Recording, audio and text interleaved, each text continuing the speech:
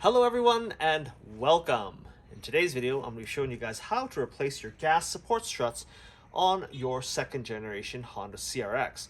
Now the procedure that I'm going to be showing you here is very similar to replacing the gas support struts on other hatchbacks, minivans, as well as support struts used to hold up certain hoods like on a, say, second generation Toyota Tundra. The concept of how they're all attached is exactly the same. But in this case, we've got a second gen CRX where right now it's plus 30 degrees centigrade, but what happens is that you can tell that the gas supports are really weak. There's hardly any supporting forces on this to hold this heavy hatch up. And when it's really cold out, this hatch won't stay up at all. Now before we begin our job, we're going to need a few basic tools. We're going to need a trim panel pry tool, a set of vice grips or a helper, needle nose pliers, as well as in my Honda CRX's case, a 14mm socket and ratchet.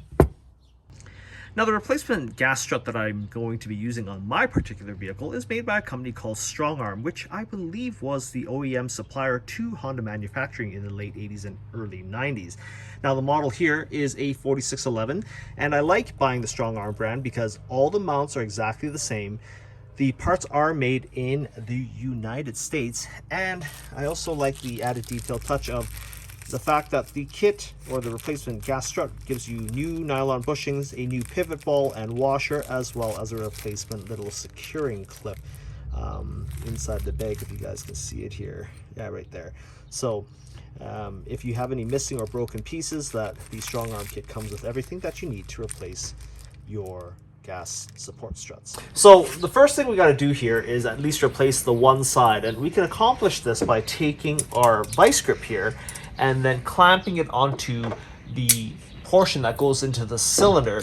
And the reason why you want to do this is so that it supports the hatch from falling down. See, if I apply some downward force now, it won't go down because this is butted in the way.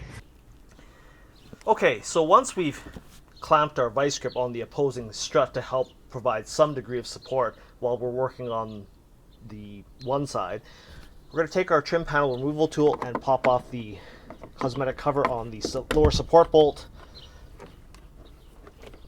which then exposes the 14mm support bolt.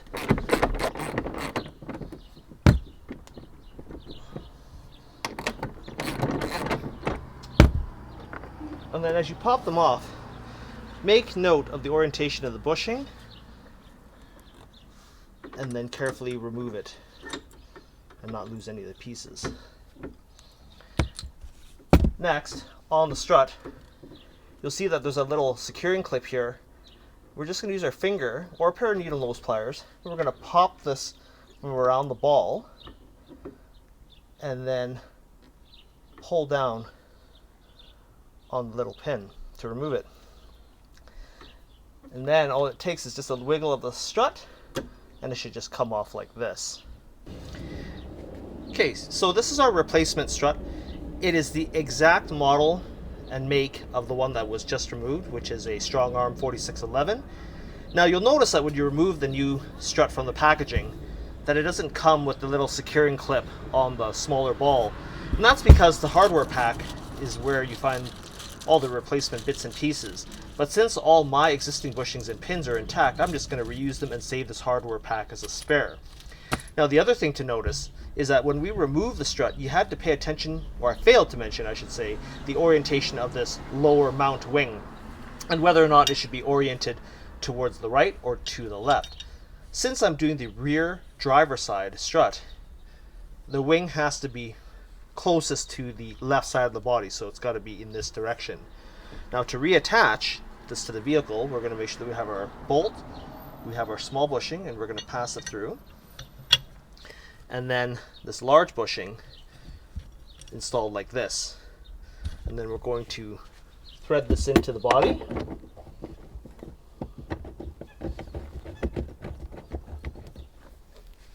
And using our ratchet, just hand tighten. Just snug it up. And then you're going to take this ball and line it up to the pivot ball on the hatch. Now, if the little cup on this support strut doesn't line up to the ball, you can use a pair of needle nose pliers to twist it either to the left or to the right to get things to line up. And it should just pop right in like this. So once we've installed this, we need to secure this by passing the locking clip through the upper ball, through these little holes, if you guys can see that.